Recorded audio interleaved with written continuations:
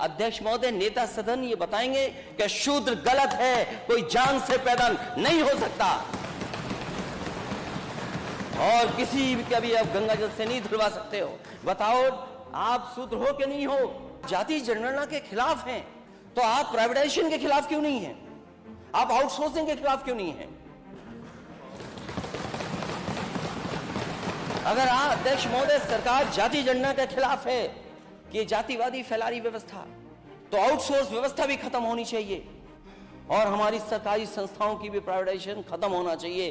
दूसरा भी किसी के पिता के बारे में बोलेगा। अगर आप परंपराओं पे चलना चाहते हैं तो ये परंपरा आपको छोड़नी होगी, क्योंकि अगर परंपराओं पे ही बात होगी तो हो सकता है आपने भी बहुत सी रीति रिवाज नहीं मानी, वो ठीक नहीं लगेगा मैं कहूं, क्योंकि ऐसी शिक्षा मुझे नेताजी ने नहीं दी। समाज के हित में भी है कि जाति जनगणना होनी चाहिए और जाति के हिसाब से, आबादी के हिसाब से उन्हें हक और सम्मान मिलना चाहिए। यही बाबा साहब भीमराव अम्बेडकर जी का सपना था, यही संविधान का सपना है, यही डॉक्टर राममनोहर लोहिया जी का सपना था, यही नेताजी का सपना था और संघर्ष था, और यही सबका साथ सबका विकास है, यही राम राज्य, यही समाजवाद है कि जाति जनगणना होनी चाहिए। और अध्यक्ष महोदय, इस सरकार ने पिछड़ों को अपमानित करने के लिए जनगणना कराई थी कि क्लास 3, क्लास 4 में कितने कर्मचारी हैं। मैं उस समय सदन में नहीं था, हमारे विपक्ष के लोग जानते होंगे। और अध्यक्ष जी, सरकार के पास वो रिपोर्ट है, जिस तरह से और प्रदेशों में हो रहा है अध्यक्ष महोदय, अगर गणना हो रही, जाति जनगणना हो रही, हर स्तर पे हो रही है, तो ये सरकार उस आंकड़े से भागती क्यों है? उस आंकड़े को सामने रखे। और अगर आप जाति जनगणना के खिलाफ हैं तो आप प्राइवेटाइजेशन के खिलाफ क्यों नहीं हैं? आप आउटसोर्सिंग के खिलाफ क्यों नहीं हैं? अगर आप अध्यक्ष महोदय सरकार जाति जनगणना के खिलाफ है कि जातिवादी फैला रही व्यवस्था, तो आउटसोर्स व्यवस्था भी खत्म होनी चाहिए और हमारी सरकारी संस्थाओं की भी प्राइवेटाइजेशन खत्म होना चाहिए। यह समाजवादियों का हमारा पक्ष है।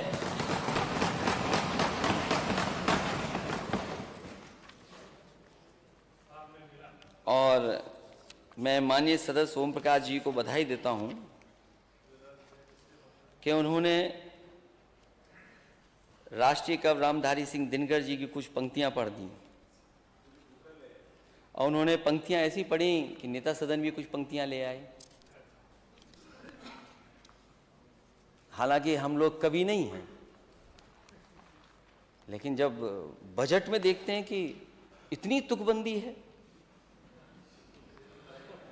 इतने बड़े बजट में कम से कम जिस तरह आपने डिलॉयट हायर किया है, थोड़ा खर्चा कर देते, अच्छी लाइनें मिल जाती हैं आपको। क्या तुकबंदी वाली लाइनें लाए आप?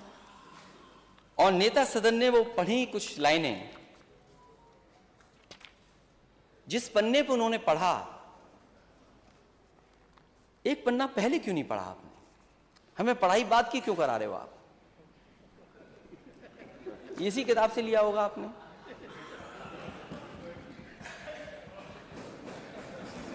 हमें आगे की पढ़ाई करा रहे हैं। मैंने जो सवाल पूछा था जिस समय, अध्यक्ष महोदय,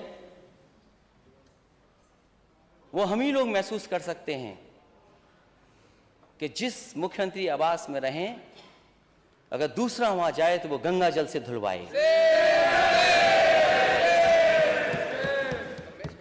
और मैं पूजा पाठ के लिए जा रहा था, किसी संत के बुलाने पे जा रहा था। मैं किसी संत के बुलाने पर गया था, मैं अपने आप पूजा के लिए नहीं गया था।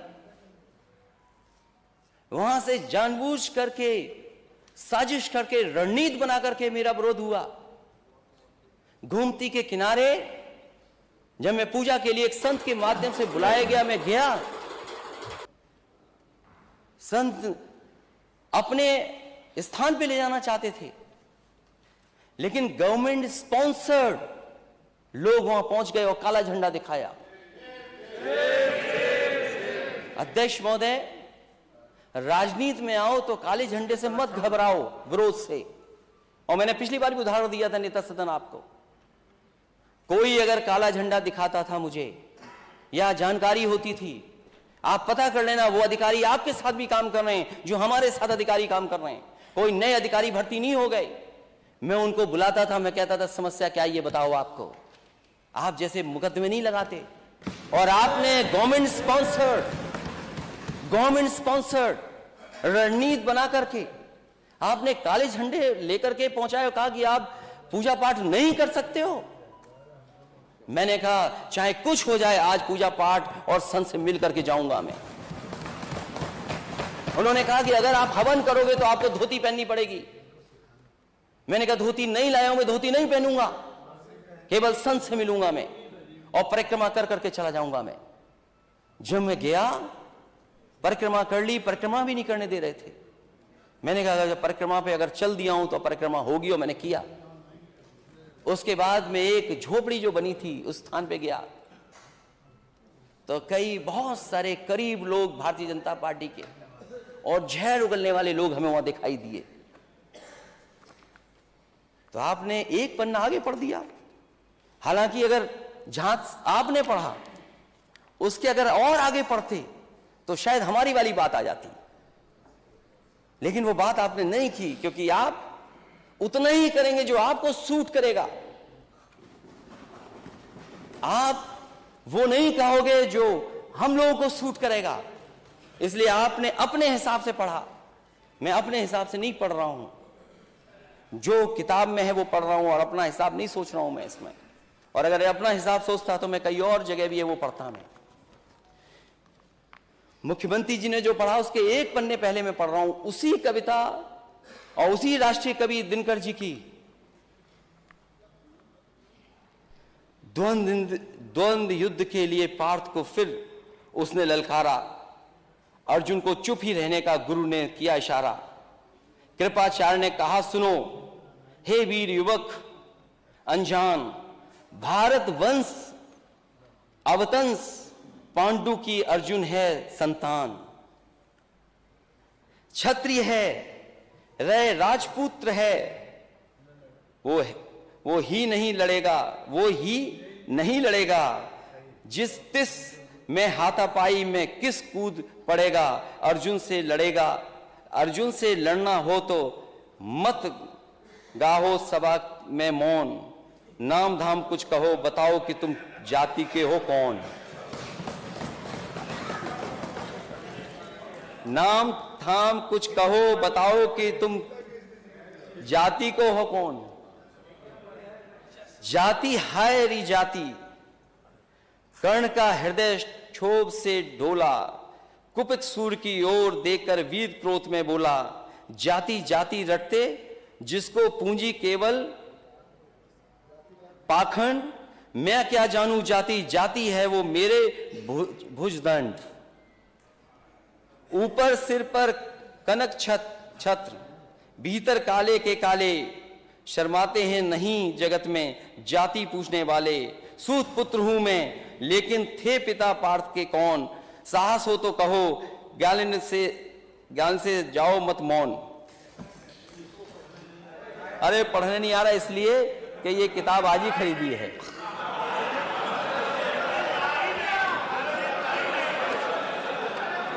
अध्यक्ष महोदय हो गया अध्यक्ष महोदय, ये अध्यक्ष महोदय कह रहे हैं पढ़ना नहीं आता है। चलिए, इन्होंने अभी तक 6 साल में 3x60 सुपरक्रिटिकल थर्मल प्लांट नहीं कहा।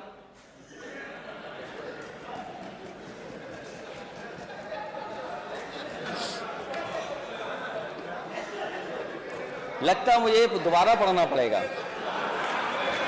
अब आखिरी जो असली है अध्यक्ष महोदय, शांति। अध्यक्ष महोदय, मस्तक ऊंचा किए जाति का नाम लिए चलते हो, मस्तक ऊंचा किए जाति का नाम लिए चलते हो, पर अधर्मण्य शोषण के बल के सुख के पलते हो। अधम जातियों से थर थर कांपते तुम्हारे प्राण, छल से मांग लिया करते हो अंगूठों का दाम। वो ऊपर वाली तो इसलिए पढ़ दी क्योंकि नेता सदन ने पीछे पढ़ा था। आपने बाद में पढ़ा था 16वें में क्या है और 15वें में क्या था। ये लड़ाई कोई आज की नहीं है, ये लड़ाई 5000 साल पुरानी है। और अध्यक्ष महोदय ये कह रहे हैं कि मैं पढ़ नहीं पाया। मैं कहता हूं सोने के पत्रे पे भी आप लिख करके दे दोगे तो मैं वो स्वीकार करने वाला नहीं हूं। और मैंने ये रामचरितमानस के बारे में नहीं पूछा था, मैंने कहा नेता सदन ये बताएं शूद्र क्या है। और यही शूद्र अगर ढाल ना बने आपके तो आप सत्ता में कभी नहीं आ सकते, कभी नहीं आ सकते। ये पढ़ने की बात कर रहे हो आप, इतिहास के पन्ने उठाओ आप। क्या आपका घर, आप घर में गए होगे तो गंगा जल से धोया होगा आपको? ये कहां का सिद्धांत है? आज के जमाने का क्या सिद्धांत है ये? एक बार दुनिया के एक हिस्से में 400 साल पहले एक साइंटिस्ट, एस्ट्रोनॉमिस्ट, इसमें तो नहीं पढ़ना पड़ रहा ना मुझे, साइंटिस्ट और एस्ट्रोनॉमिस्ट कहने में, गैलीलियो, उसने ये प्रूव किया कि सूर्य का चक्कर धरती लगाती है। चर्च को यह स्वीकार नहीं था क्योंकि चर्च ने यह कहा था कि धरती का चक्र सूर्य लगाता है, और उसे सजा मिली, सजा, उसकी जान चली गई।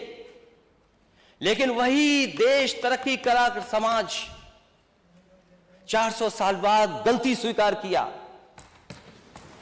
कि उसने गैलीलियो को गलत सजा दी चर्च ने।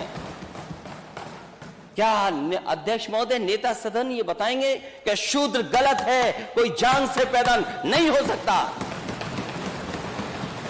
और किसी का भी आप गंगा जल से नहीं धुलवा सकते हो? बताओ आप शूद्र हो कि नहीं हो?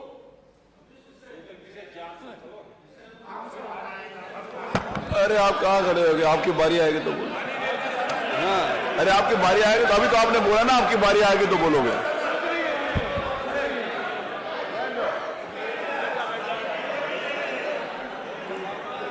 ये हंसी बता रही है कि तो हम साथ देने वाले हो, ये मुस्कुराहट बता रही है। किसी प्रेशर को मत मानना, इसीलिए जाति चाहते हैं। और हम रामचरितमानस के खिलाफ नहीं हैं। किसने कह दिया हम खिलाफ हैं? क्या हमारा स्टेटमेंट नहीं सुना आपने? क्या प्रचार करते हो आप? और भगवान सबके हैं, किसी एक के नहीं है भगवान। क्योंकि चंदा आप लेते हो तो आपके भगवान हो गए, और फिर जो गलत है वो गलत है। आप एक किसी को खड़ा कर दें कि यहां ताड़न का मीनिंग क्या है, हम भी 10 को खड़ा कर सकते हैं ताड़न का मीनिंग क्या है। क्या एक को खड़ा करके ताड़न की भाषा बताएं, मीनिंग बताएंगे आप? ठीक है, हम स्वीकार कर रहे हैं जो है सो है। लेकिन उत्तर प्रदेश की स्थिति क्या है? इसीलिए हम जाति जनगणना चाहते हैं अध्यक्ष महोदय। मैंने लैपटॉप बांटे इस स्टेट में, लैपटॉप, मैं इस स्टेट को आगे ले जाना चाहता था। आप कहते हो लैपटॉप में करप्शन हुआ है? अगर एक भी बता दे इसमें से, नेता सदन बताएं करप्शन क्या हुआ है, लंबा हुआ है या छोटा हुआ। क्या आप बात करते हैं अध्यक्ष महोदय? एक्सप्रेसवे में घोटाला हुआ है, और जब प्लेन उतारना पड़ा हरक्यूलिस, तो उसी एक्सप्रेसवे पे जो समाजवादियों ने डिजाइन किया था, जानते हो हरक्यूलिस कौन सा हवाई जहाज है? घोटाला। हरक्यूलिस नहीं जानते ये कौन है? किसने डिजाइन किया? किसने डिजाइन किया वो हाईवे? कौन डिजाइन किया हाईवे? आप भी क्या डिजाइन किया हाईवे? अनिल बैठो, बैठिए। अरे पहले बोलना तो सीखो, भो कर रहे हो, क्या कर रहे हो? अरे बैठिए आप, नहीं आप माने नेता, इधर भी आप लोग शांत रहो। अभी पानी की जरूरत नहीं है, पानी पी लो पहले खुद। जासु राज प्रिय प्रजा दुखारी, सो नृप अब इस नरक अधिकारी। क्या गलत है इसमें? तो नहीं गलत पढ़ा, इसमें तो ठीक पढ़ा ना। आप तो रामचरितमानस को रिपीट कर रहे थे, आप इसको रिपीट कर दो आप। और वो जो पंक्तियां हैं उनको मैंने कहा था नेता सदन पढ़ के सुना दें। नेता सदन कहें वो किसी बात को बहस चल रही हो तो।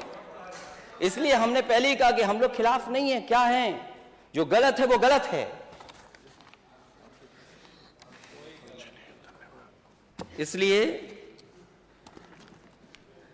इस प्रदेश को कहां ले जा रहे हैं आप? दुनिया के दूसरे देश घूम करके आए आप आए, दुनिया के दूसरे देशों। मैंने अपने स्पीच में कहा था कि जिन जिन देशों को देख करके आप आए हैं, क्या उन देशों में कहीं भी एक जगह आपको सड़कों पर छोटा जानवर घूम रहे दिखते हों? और ये सूची लंबी है। अगर हम इस रिपोर्ट को सही माने और सरकार का बजट ठीक माने तो बजट अभी कम है। अगर ये रिपोर्ट ठीक है तो अभी 11 लाख से ऊपर छुट्टा जानवर है प्रदेश में और 750 के लगभग बजट रखा है। अगर आवारा पशु जो सड़कों पे घूम रहे अगर उसकी गिनती हो जाएगी तो ये न जाने कहां पहुंच जाएगी। तो क्या जो मरने वाले लोग हैं, जो जानवर की वजह से एक्सीडेंट हो रहा है या खेत को बचाने के लिए किसान की जान जा रही है, उसके लिए मैंने मांग की थी कि 10 लाख रुपए उस परिवार की मदद हो और जो फसल को नुकसान हो उसकी भरपाई हो। और मैं उसकी पूरी सूची जो हमारे पास अभी हुई है, और मैं अपने माननीय सदस्यों से कहूंगा कि मैं तो हासिल कर पाया हूं 2 दिन के अंदर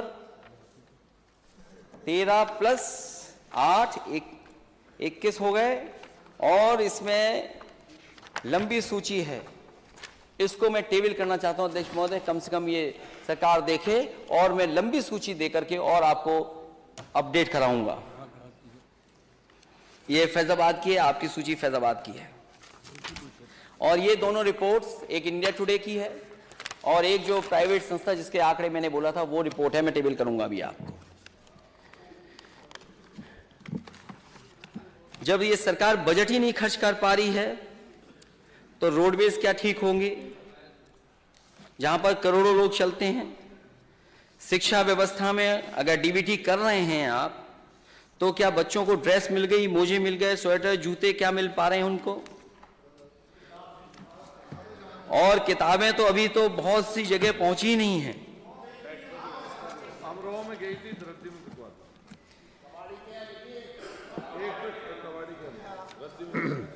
ये पूरे प्रदेश का हाल है, कोई एक जगह का नहीं है, पूरे प्रदेश का हाल है। इसलिए अध्यक्ष महोदय, अगर हम धार्मिक परंपराएं मानते हैं और रीति रिवाज को मानते हैं तो ये समय नहीं है उन बातों को कहने का भी अध्यक्ष महोदय कि उन रीति रिवाजों के बारे में मैं नेता सदन से पूछूं, क्योंकि वो परंपरा भी नहीं रही हैं। अगर किसी व्यक्ति को सम्मान दें, उसको लेकर के कहा जाए, जो बात नेता सदन की तरफ से आई थी, नेता सदन ने यही कहा था, वो एग्जैक्ट मुझे नहीं पता जो क्या कहा था आपने। इस तरह के विचार on the floor of house नहीं आने चाहिए, क्योंकि अगर किसी के पिता के बारे में कोई बोलेगा तो स्वाभाविक है दूसरा भी किसी के पिता के बारे में बोलेगा। अगर आप परंपराओं पे चलना चाहते हैं तो ये परंपरा आपको छोड़नी होगी, क्योंकि अगर परंपराओं पे ही बात होगी तो हो सकता है आपने भी बहुत सी रीति रिवाज नहीं मानी, वो ठीक नहीं लगेगा मैं कहूं, क्योंकि ऐसी शिक्षा मुझे नेताजी ने नहीं दी। और मैं मिलिट्री स्कूल में पढ़ा हूं, मिलिट्री स्कूल में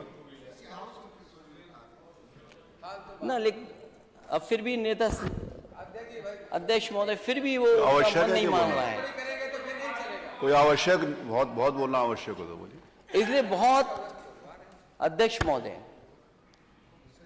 ये जो बजट है ये केवल मैंने जो तस्वीर दिखाई थी एमओयू हवा हवा में है, एमओयू हवा हवा में है, और जो आप ग्रोथ रेट पाना चाहते $1 ट्रिलियन इकोनॉमी की, वो हवा हवा में।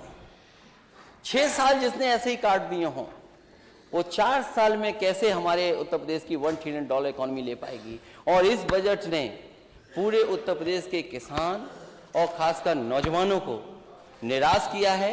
और जो बड़े बड़े मेले लगे हैं, इन मेलों में जो आए हुए उद्योगपति हैं, आपके बजट से कोई प्रभावित होने वाला नहीं है।